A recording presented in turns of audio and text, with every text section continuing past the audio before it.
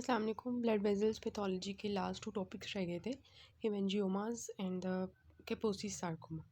तो उसमें ये था कि ये टेबल आपका रॉबिन से लिया गया है। बिनाइन न्यूप्लाज़म्स होते हैं, इंटरमीडिएट ग्रेड न्यूप्लाज़म्स होते हैं और तीसरे हमारे होते हैं मैलिग्नेंट न्यूप्लाज़म्स। ठीक है।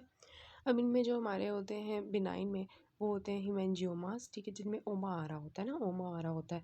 हेमेंजियोमा हो गया, लिम्फेंजियोमा हो गया, ग्लोमस ट्यूमर है, वेस्कुलर इक्टेसिस है, रिएक्टिव वेस्कुलर प्रोलिफरेशंस हैं। ठीक है, ये सब हो जाती हैं बिनाइन। और जो इंटरमीडिएट ग्रेड में आती हैं उसमें कैपोसी सार्कोमा है और हिमेंजियो एंडोथीलियोमा है। और मैलिग्नेंट न्यूप्लाज़म्स में एक ही है जो एंजियोसार्कोमा है। ठीक है। तो इसमें जो अगर बात की जाए मोस्ट इम्पॉर्टेंटली जो कॉमन होते हैं वो ये हेमेंजियोमास होते हैं। ठीक है।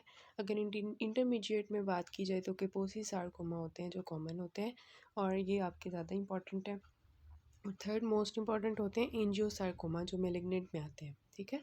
तो जो है ये आपने रीड कर लेना एक दफ़ा एंजियोसार्कोमा को। हम डिस्कस करेंगे हेमेंजियोमा और कैपोसी सार्कोमा। अब यहाँ पे अगर क्लासिफिकेशन में देखा जाए तो हेमेंजियोमा में इन्होंने तीन तरह बताया हुआ है कि कैपिलरी हेमेंजियोमा हो सकता है, कैवर्नस हेमेंजियोमा हो सकता है या पायोजेनिक ग्रैनुलोमा हो सकता है। ठीक है। इसके अलावा एक और आपकी बुक में लिखा हुआ है जुविनाइल हेमेंजियोमा। ठीक है, हम डिस्कस करते हैं अभी। उसके बाद लिम्फेंजियोमा जो होते हैं वो सिंपल लिम्फेंजियोमास हो सकते हैं या कैवर्नस लिम्फेंजियोमास हो सकते हैं। ग्लोमस ट्यूमर है उसमें कोई क्लासिफिकेशन नहीं है। वेस्कुलर इक्टेसिस में आगे से फर्दर क्या है, नेवस फ्लेमिस है, स्पाइडर टेलेंजेक्टीजिया है और इसके अलावा हेरिड्री हेमोरेजिक टेलेंजेक्टियासिस है। और इसके अलावा जो है आपके पास है रिएक्टिव वेस्कुलर प्रोलिफरेशंस जिसमें बेसिलरी एंजियो मेटोसिस है। ठीक है। तो ये थोड़ी सी क्लासिफिकेशन थी, आपको इसका पता होना चाहिए। So first of all discuss about the haemangiomas. ये आपकी देखें, ये स्किन होती है ना, स्किन है और आपको पता है स्किन के नीचे बहुत सी ब्लड वेजल्स होती हैं। वैसे तो नॉर्मली इस तरह से होती हैं, पड़ी होती हैं, लेकिन अगर ये हो कि जो है ना इस तरह से ब्लड वेजल्स बहुत ज़्यादा छोटी छोटी बनना शुरू हो जाए एक जगह पे, जो हम गड्ढा बना लें और ऊपर स्किन की तरफ रेज हो जाए ऐसे करके, यहाँ से स्किन को ऊपर की तरफ रेड कर दें, तो ये जो हेमेंजियोमास होते हैं ये ऐसे ट्यूमर्स होते हैं जो ब्लड वेजल्स के होते हैं। ठीक है, ब्लड फिल्ड वेजल्स के ट्यूमर्स होते हैं और ये चाइल्डहुड में ज़्यादा कॉमन होते हैं, इन्फेंसी और चाइल्डहुड में। और ये कि बर्थ से ये प्रेजेंट होते हैं। शुरू में छोटे छोटे होते हैं, आहिस्ता आहिस्ता इनका साइज़ जो है वो इलार्ज करता जाता है ऊपर की तरफ। और फिर ये है कि खुद ही ये रिग्रेस कर जाते हैं, मोस्टली खुद रिग्रेस कर जाते हैं, हमें कोई ज़रूरत नहीं पड़ती ट्रीटमेंट वगैरह की। ठीक है। ये लोकलाइज्ड होते हैं और ज़्यादातर जो है हेड एंड नेक के रीजन में होते हैं। अभी हम देखते हैं, इनकी सारी बुक से भी देखेंगे इंशाल्लाह। ठीक है। और इसके बाद ये है कि they occasionally may be more extensive, कभी कभार जो है ये एक्सटेंसिव भी हो सकते हैं जिनको मेंजियोमेटोसिस कहते हैं। ठीक है। और वो इंटरनली अराइज करते हैं। और कुछ ऐसे होती हैं जो लीवर में हमें मिलती हैं, इस तरह की ना लीजेंस। मतलब कि ज़रूरी नहीं है कि स्किन के अंदर, स्किन के ऊपर ही हमें नज़र आए, हमें लिवर में भी नज़र आ सकती हैं। हम आके देखते हैं कहाँ कहाँ नज़र आती हैं। सो ये देखें, इधर अगेन शो किया हुआ है कि स्किन है और उसके नीचे जो है ब्लड वेजल्स का एक ट्यूमर बन चुका है। बहुत ज़्यादा ब्लड वेजल्स एक जगह जमा हो गई हैं और उन्होंने सुपरफिशियल जो है एक हेमेंजियोमा बना दिया। ओमा मीन्स के ये बिनाइन शो कर है और हेमेंजियोमा मीन्स के ब्लड वेजल्स का बिनाइन ट्यूमर है। तो ये देखें difference between the superficial and the deep haemangioma. यहाँ पे देखें ऊपर की तरफ सुपरफिशियल हमारे पास ब्लड वेसल्स आई हुई हैं। यहाँ पे क्या है कि वो स्किन की जो एपिडर्मिस है उसके नीचे नीचे ही है ना, डर्मिस के रीजन में ब्लड वेसल्स हैं। तो वो जो नीचे की तरफ होती हैं वो डीप हेमेंजियोमा होता है। तो ये सुपरफिशियल भी हो सकता है, डीप भी हो सकता है। ठीक है। ये देखें, इन्फेंसी एंड चाइल्डहुड में मैंने बताया कि कॉमन होता है। तो इसकी जो पहली टाइप होती है that is the capillary haemangioma. ठीक है। बच्चों के अंदर जो कॉमन होता है ना वो कैपिलरी हेमेंजियोमा होता है। अभी हम उसकी टाइप्स डिस्कस कर रहे हैं। कैपिलरी हेमेंजियोमा है, ये मोस्ट कॉमन टाइप होती है। ठीक है, मोस्ट कॉमन टाइप होती है और ये स्किन पे हो सकती है, सबक्यूटेनियस टिश्यूज़ पे हो सकती है, जैसे आपको ये स्किन पे नज़र आ रही है। ठीक है। स्किन पे हो सकती है, नीचे ये सबक्यूटेनियस टिश्यूज़ में जा सकती है और ये mucus membranes of the oral cavities lips पे हो सकती है। ठीक है। और जब हिस्टोलॉजिकली हम देखते हैं तो हमें कैसा नज़र आता है, हमें उसी तरह थिन वॉल्ड कैपिलरीज नज़र आती हैं। ठीक है। और स्ट्रोमा हमें कम ही नज़र आ रहा होता है, जैसे हमने ऊपर देखा। ठीक है। थिन वॉल्ड कैपिलरीज हैं और इतनी ज़्यादा कैपिलरीज हो गई हैं कि इर्द गिर्द वाला स्ट्रोमा जो है वो कम हो गया। ये वाली चीज़ होती है जो नज़र आ रही थी। ठीक है। उसके बाद जो नेक्स्ट होता है ये होता है हमारे पास जुवेनाइल हेमेंजियोमा।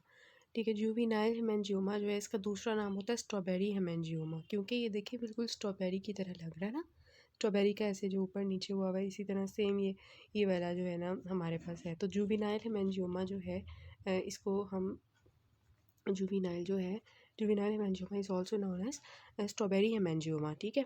ये न्यूबॉर्न स्किन पे जो है एक्सट्रीमली कॉमन होता है, मल्टीपल हो सकते हैं, मतलब ये देखें इतने ज़्यादा आपको मल्टीपल नज़र आ रहे हैं, एक नहीं नज़र आ रहा है, ये मल्टीपल आपको नज़र आ रहे हैं ऐसे। ठीक है, इस वजह से स्ट्रॉबेरी कहते हैं इसको। उसके बाद ये है कि ये आहिस्ता आहिस्ता फ्यू मंथ्स के लिए ग्रो करते हैं, 1 to 3 ईयर्स तक ये ग्रो करते हैं और 7 ईयर्स तक ये रीग्रेस कर जाते हैं। ठीक है।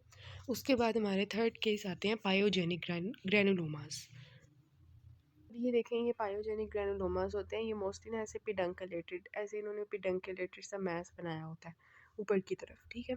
अब पीछे आपने जितने देखे थे वो सुपरफिशियल थे और इस तरह से लेयर उन्होंने एक ही बनाई हुई थी। यहाँ पे ये क्या कर रहे हैं कि ये जो है पिडंकलेटेड तो लीगेंस बनाते हैं, रैपिडली ग्रो करते हैं। ये इनका बहुत खतरनाक चीज़ होती है कि ये बहुत जल्दी रैपिडली ग्रो करते हैं, इनको ट्रीट नहीं करते तो ये ग्रो करते जाते हैं, रैपिड ग्रोथ होती है इनकी। और जब माइक्रोस्कोपिकली हम देखते हैं इनको तो इनके अंदर बहुत ज़्यादा ग्रैनुलेशन टिश्यू होता है। ठीक है, ग्रैनुलेशन टिश्यू इनके अंदर में बहुत ज़्यादा नज़र आ रहा होता है। आपको पता है ना ग्रैनुलेशन टिश्यू क्या होता है, जिसमें पायोजेनिक ग्रैनुलोमा है ना, ये पायोजेनिक ग्रैनुलोमा, इसका नाम ही पायोजेनिक ग्रैनुलोमा है। तो ऐसा ग्रैनुलोमा है जो कि मतलब इसमें क्या है, ग्रैनुलोमा हम इसको क्यों कह रहे हैं कि ये जो ऐसा हमारे पास है जिसमें ग्रैनुलेशन टिश्यू ज़्यादा है, जिसमें ब्लड वेजल्स होती हैं और वो इतनी ज़्यादा होती हैं कि ब्लीड बहुत ज़्यादा करती है, मतलब थोड़ा सा इनको टच करो ना तो ब्लीडिंग बहुत ज़्यादा शुरू हो जाती है। अब ये क्यों डेवलप होते हैं? जो पायोजेनिक ग्रैनुलोमास होते हैं ये मोस्टली ट्रॉमा के बाद जो है ना बनते हैं, और फिर ये होता है कि हम इनको खुद रिमूव करते हैं। कैपिलरी हेमेंजियोमा हमने देखा था, हमें वो खुद ही रिग्रेस कर जाता था। जुवेनाइल हेमेंजियोमा भी खुद ही रिग्रेस कर जाता था, जो स्ट्रॉबेरी हेमेंजियोमा था। अब ये वाला जो है खुद रिग्रेस नहीं करता, हमें मोस्टली इसको जो है कॉटरी के थ्रू या कॉटरेज के थ्रू रिमूव करना पड़ता है। ठीक है। अब इसकी एक फॉर्म होती है पायोजेनिक ग्रैनुलोमा की, इसको हम कहते हैं प्रेगनेंसी में जो बन जाता है ना, प्रेगनेंसी ट्यूमर। ये ग्रैनुलोमा ग्रेविडेरम होता है। ये पायोजेनिक ग्रैनुलोमा की एक टाइप होती है जो प्रेगनेंसी के अंदर बनती है। जो प्रेग्नेंट वुमेन होती हैं उनकी जिंजाइवा के अंदर ना इस तरह से बन जाते हैं, यहाँ से स्टार्ट होता है जिंजाइवा से और सारा ऐसे फैलता जाता है, रैपिडली ग्रो कर रहा होता है ना। और मैंने आपको बताया कि ये है कि ये जैसे ही मतलब खुद भी रिग्रेस कर जाते हैं फाइब्रोसिस के थ्रू, लेकिन यह है कि हमें इनको भी सर्जिकली रिमूव करना पड़ता है, और यह है कि ये भी बहुत ज़्यादा ब्लीड करते हैं। सो ये हो गया हमारा प्रेगनेंसी ट्यूमर जो कि पायोजेनिक ग्रैनुलोमा की टाइप थी। अब एक टाइप आती है इसकी कैवर्नस हेमेंजियोमा, वो इधर मेरे पास नहीं है उसकी बुक में, लेकिन यह है कि उसमें कैवर्नस हेमेंजियोमा में ना बहुत ज़्यादा बड़ी बड़ी लार्ज वेजल्स होती हैं और वो अडल्ट्स में ज़्यादा कॉमन होता है। ठीक है। और ज़्यादा ना वो डीपली जाता है, डीप स्ट्रक्चर्स को इन्वॉल्व करता है। अगर हम बात करें डीप स्ट्रक्चर्स की तो उसमें ये वाला होगा। ठीक है, ये कैवर्नस हेमेंजियोमा है, डीप हेमेंजियोमा है, तो इसमें लार्ज डायलेटेड वेसल्स होती हैं। हम इसकी बात करते हैं, वैसे तो वो वाली पिक्चर नहीं है मेरे पास, लेकिन कैवर्नस हेमेंजियोमा इस तरह का होता है कि उसकी वेसल्स बहुत ज़्यादा डायलेटेड होती हैं। ठीक है। और जो है लार्ज वेस्कुलर चैनल डायलेटेड होते हैं, ये डीप स्ट्रक्चर्स को इन्वॉल्व करते हैं, खुद रिग्रेस नहीं करते ये भी। ठीक है। और ये है कि ये अनकैप्सुलेटेड होते हैं, इनका कोई कैप्सूल नहीं होता, और ये है कि इसके बारे में इतना खास याद करने की ज़रूरत नहीं है। बस ये है कि ये जो है कैवर्नस हेमेंजियोमास है ना, तो ये ब्रेन हेमेंजियोमास भी हो सकते हैं, मतलब होते हैं। तो ये इस वजह से वहाँ पे ब्रेन के अंदर इस तरह के हेमेंजियोमास बन जाएँ तो वो ज़्यादा प्रॉब्लमेटिक होते हैं। ठीक है, क्योंकि वो इर्द गिर्द वाले स्ट्रक्चर्स को फिर जो है पुश कर रहे होते हैं और फिर रप्चर हो सकते हैं वहाँ पे अगर ये ब्लीड करना शुरू हो जाए तो फिर प्रॉब्लम क्रिएट होती है ना। तो इस वजह से जो है ना ये ब्रेन हेमेंजियोमास ज़्यादा प्रॉब्लमेटिक होते हैं। तो अगर इसकी हिस्टोलॉजी देखी जाए तो हम कह सकते हैं कि स्किन जो है वो ऊपर की तरफ गई होगी और इन्फ्लेमेटरी सेल्स होंगे नीचे, और उनमें बहुत ज़्यादा medium and small blood vessels होंगी। It can be deep, it can be superficial. और अगर वो कैवर्नस या कैपिलरी है तो वो हमारे पास सुपरफिशियल होगा। अगर हम पायोजेनिक ग्रैनुलोमा देखेंगे तो उसमें बहुत हमें ग्रैनुलेशन टिश्यू मिलेगा। कैवर्नस हेमेंजियोमा डीप होगा, अनकैप्सुलेटेड होगा, उसमें भी जो वेसल्स होंगी वो डायलेटेड होंगी ज़्यादा। वो सारी हमने साथ साथ ही इसकी मॉर्फोलॉजी डिस्कस कर ली थी। तो ये देखें, ये हमारे पास ये पेडंकलेटेड सा मैस बना हुआ है। ठीक है, अंदर इसकी ब्लड वेसल्स हैं, तो ये पायोजेनिक ग्रैनुलोमा की टाइप है। और ये भी देखें, ये भी यहाँ पे भी क्या है कि बेसमेंट में एपिथेलियम है और उसके ऊपर इस तरह से जो है ना स्टॉक के थ्रू ये पेडंकलेटेड सा मैस बना हुआ है, तो ये भी पायोजेनिक ग्रैनुलोमा की टाइप है। तो ये देखिए एपिडर्मिस होती है, उसके नीचे जो है लोब्यूल्स होते हैं जिनके, ये देखिए इस तरह से लोब्यूल्स बने होते हैं, थिन सेप्टा से सेपरेटेड होते हैं। उनमें हमारे पास थिन वॉल्ड कैपिलरीज जो हैं वो जमा हुई होती हैं, ठीक है। और वो जो थिन वॉल्ड कैपिलरीज होती हैं उनकी सिंगल लेयर ऑफ एंडोथेलियम होती है, इस वजह से ये ईजिली ब्लीड कर सकती हैं। और इसके बारे में ये है कि इस तरह से जो है ये होते हैं कि सारे जो वेस्कुलर चैनल्स हैं उन्होंने ऐसे क्लोजली पैक्ड एग्रीगेट्स बनाए होते हैं थिन वॉल्ड वेस्कुलर चैनल्स ने, ठीक है, एग्रीगेशंस बने होते हैं एपिडर्मिस के नीचे। तो इसकी मॉर्फोलॉजी अगर कंबाइंड वे में देखी जाए तो कैपिलरी हेमेंजियोमा की ज़्यादा कॉमन होती है, क्योंकि ये मोस्ट कॉमन टाइप है। तो आपने ये मॉर्फोलॉजी यहाँ से ही कर लेनी है। सबसे पहले उन्होंने बताया हुआ है कि साइड्स इसकी क्या है, स्किन, सबक्यूटेनियस टिश्यूज़ है, oral cavities, lips, internal organs, इनमें सब में हो सकते हैं। मॉर्फोलॉजी लिखी हुई है कि bright red to blue colour हमें नज़र आता है, जैसे कि हमने पीछे देखी है इसकी डिफरेंट, और इनकी जो है साइज़ इतना होता है, और ये जो है स्लाइटली रेज्ड भी हो सकते हैं, डीप भी हो सकते हैं, माइक्रोस्कोपिकली अनइनकैप्सुलेटेड होता है ये। इसमें क्या होता है, एग्रीगेट्स होते हैं closely packed thin walled vascular channels, जैसे कि हमने अभी पीछे एक फिगर देखी थी। और ये वेस्कुलर चैनल्स जो होते हैं रिजेंबल कर रहे होते हैं नॉर्मल कैपिलरीज को, ठीक है। और कैपिलरीज जो उनकी एक सिंगल एंडोथीलियम होती है, और उनका ल्यूमेन जो है उसमें ब्लड आया होता है, ठीक है, सिंगल एंडोथीलियम और अंदर ब्लड। ल्यूमेंस में हमारे पास पार्शली कम्प्लीटली ऑर्गेनाइज थ्रोम्बस हो सकता है, वेजल्स जो है उनके इर्द गिर्द जो है वो स्कार्न जो है स्ट्रोमा होता है। तो ये इसकी माइक्रोस्कोपी है, ये आपने याद कर लेनी है। रहता है हमारा next vascular tumour, that is कापोसी sarcoma. कापोसी sarcoma human herpes virus 8 से कॉज होता है, ठीक है। और ये जो है किस कलर का, ये देखें आप किस रंग के नज़र आ रहे हैं, पर्पलिश रेडिश ब्लू कलर के ना, इस तरह से नोड्यूल्स बन जाते हैं, मैक्यूल्स, पैप्यूल्स और नोड्यूल्स, ठीक है। पहले मैक्यूल्स बनते हैं, फिर पैप्यूल्स होते हैं, फिर नोड्यूल्स बनते हैं। नोड्यूलर लीजन्स ये जो होती हैं ये अल्सरेट करती हैं और ब्लीड होना शुरू हो जाती हैं। कापोसी सार्कोमा ह्यूमन हर्पीज वायरस 8 से होता है, इस तरह की अपीयरेंस देते हैं। तो it is a type of cancer जो कि हमारे पास लाइनिंग ऑफ ब्लड वेजल्स और लिम्फ वेजल्स में बन जाता है। ट्यूमर जो है ये टिपिकली हमारे पास पेनलेस पर्पलिश स्पॉट्स बनाता है लेग्स, फीट एंड फेस पे, ठीक है। और लीजन्स जो है ये जेनिटल एरिया, माउथ और लिम्फ नोड्स में भी अपेयर हो सकती हैं। तो ये आपको थोड़ा सा इसका पता होना चाहिए, ठीक है, इस तरह से। अब ये देखें, ये हमारे पास कापोसी सार्कोमा है, जो कि इस तरह से है, multi nodular purplish red lesions बनी हुई हैं। ये नोज़ के ऊपर बनी हुई हैं, पाँव के ऊपर बनी हुई हैं, लेग्स के ऊपर बनी हुई है, multiple lesions and nodules on the under the skin, और ये आपको ये जिंजवा के ऊपर नज़र आ रही है। तो डिफरेंट इस तरह के कापोसी सार्कोमा के लीजन्स बन सकती है, और ये इसकी क्लासिक टाइप होती है, ठीक है, क्लासिक टाइप होती है। क्लासिक जो है हमारे पास इस तरह का होता है।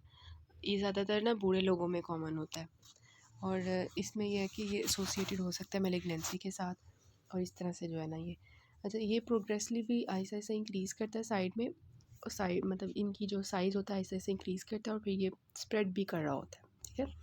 अच्छा, दूसरा इसकी जो टाइप होती है वो इंडेमिक अफ्रीकन होती है, ठीक है, इंडेमिक अफ्रीकन। और ये जो एंडेमिक अफ्रीकन टाइप होती है ना, इसमें मोस्ट इंपॉर्टेंट चीज़ ये होती है कि ये यंगर एज में होती है। क्लासिक हमने देखा था ओल्ड एज में थी, ये यंगर एज में होती है अफ्रीकन लोगों के अंदर, 40 ईयर्स के कम एज में। और ये जो है इसमें ये होता है कि लिम्फ नोड्स भी इन्वॉल्व होते हैं, ये इसकी इंपॉर्टेंट चीज़ होती है कि इसमें लिम्फ नोड्स इन्वॉल्व होते हैं, ठीक है। और ये है कि इसकी स्वीयर फॉर्म भी होती है, मतलब क्योंकि लिम्फ नोड्स इन्वॉल्व है ना, तो इस वजह से इसका प्रोग्नोसिस बहुत पुअर होता है, क्योंकि ये स्प्रेड करता है। और ये कि ये एड्स एसोसिएटेड जो है ना, उसके साथ अगर हो तो बहुत ज़्यादा ख़तरनाक हो जाता है फिर। तो इसकी पैथोजेनेसिस दरअसल ये होती है कि कापोसी सार्कोमा की, कि हमारे जो एक तरफ से ह्यूमन हर्पीज़ वायरस 8 अटैक कर रहा होता है, दूसरी तरफ से ह्यूमन जो है HIV जो वायरस होता है वो अटैक कर रहा होता है। ये दोनों मिल के ना हमारी बॉडी में मसले क्रिएट करते हैं, ठीक है। अब जो ह्यूमन हर्पीज़ वायरस 8 होता है जब हमारी बॉडी में आता है तो हमारे बी सेल्स को जो है ना इन्फेक्ट करता है, उसकी वजह से बी सेल लिम्फोमा बन जाता है, ठीक है। अब जो बी सेल्स होते हैं वो साइटोकाइंस रिलीज़ करते हैं, और साइटोकाइंस जो हैं वो रिलीज़ करते हैं, जिसकी वजह से मेसेनकाइमल प्रोलिफरेशन होती है और एंजियोजेनेसिस की तरफ पेशेंट जाता है, और फिर वेजल्स का ट्यूमर बन जाता है। एक पैथवे ये होता है। दूसरा पैथवे ये होता है कि हमारे जो HIV वायरस है वो हमारे CD4 T हेल्पर सेल्स को जो है ना इन्वेड करता है। उसने किसको किया था, बी सेल्स को किया था। इसने CD4 हेल्पर T सेल्स को करना है, जिन्होंने साइटोकाइंस रिलीज़ करने हैं। अल्टीमेटली जो इन्होंने टैट प्रोटीन भी प्रोड्यूस करनी है, सब ने मेसेनकाइमल सेल्स की प्रोलिफरेशन करनी है और एंजियोजेनेसिस करवानी है। तो ये दो HIV एड्स और पेशेंट होते हैं, अगर उनके अंदर ह्यूमन हर्पीज़ वायरस 8 का इन्फेक्शन हो जाए तो दोनों मिल के फिर जो है ना वेजल्स का ट्यूमर बनाने में टेक पार्ट करते हैं। ऐसे वेजल्स जिनकी एक सिंगल एंडोथेलियम होती है, इस तरह से। तो दो हमने टाइप्स पढ़ ली थी कापोसी सार्कोमा की क्लासिक टाइप होती है और एंडेमिक टाइप होती है। ठीक है, अब जो तीसरी टाइप होती है वो होती है ट्रांसप्लांटेशन एसोसिएटेड। ठीक है, ट्रांसप्लांटेशन के जो लोग होते हैं ना उनके अंदर वो हो जाती है। ट्रांसप्लांटेशन के लोगों में मोस्ट कॉमन ये होता है कि वो HIV का इन्फेक्शन भी हो जाएगा और साथ में ये हो गया। ट्रांसप्लांटेशन वाले में ये होता है कि हमने इम्यूनोसप्रेशन करवाई होती है तो फिर इजीली इन्फेक्शन कर सकते हैं, और ये लीजन्स जो होती हैं ये हम जैसे इम्यूनोसप्रेशन को मतलब ख़त्म करते हैं तो ये है कि वो लीजन्स खुद ही ख़त्म हो जाती हैं, खुद ही रिग्रेस कर जाती हैं। तो ये होता है। इसके अलावा एड्स एसोसिएटेड होता है जो एपिडेमिक केस होता है। बाकी जो है ना इसका हम नेक्स्ट पार्ट से करते हैं।